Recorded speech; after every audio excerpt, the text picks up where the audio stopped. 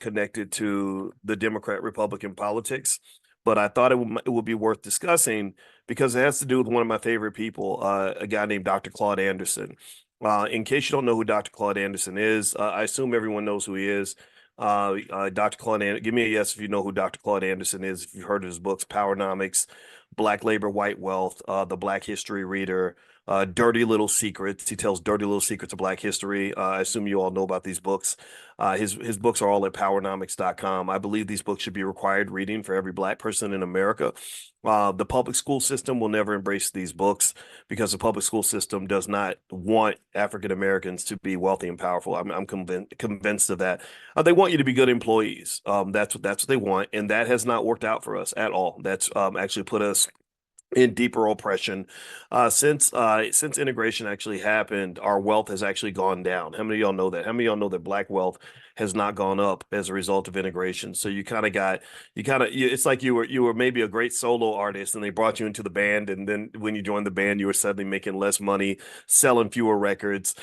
You were far less successful because you kind of got sucked in. You got sucked into something that didn't necessarily work out to your benefit. And I can explain to you because I have this thing called a PhD in finance. I can explain to you where that happened. See, what you got to understand about the economic system, and I'm going to get to the rest of the discussion in a second, is that the economic system is based on tiers and hierarchies.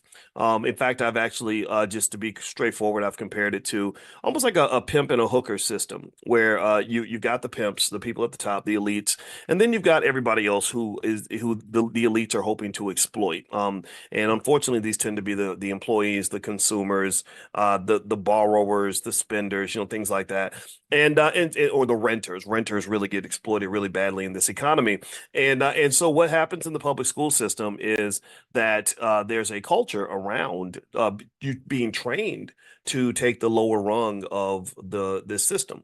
It's like if capitalism is a building, they give us all the units on the first floor, right? They put us in the bottom of the building, they put us in the basement, and then they sort of get to live in the penthouse. And the immigrants maybe are in the basement too, right? They bring in the people from other countries and they say all this immigration is boosting the economy. Well, why is that? Well, because now we've got an increased labor supply, which gives more power to those who run corporations. That's why they work so hard to bust up labor unions. That's why Reagan and his crew pushed through trickle-down economics back in the day, which is a terrible economic policy if you care about people, right? Now, unfortunately, capitalism doesn't care about people. Capitalism cares about money. And capitalism, to some extent, it's like a religion.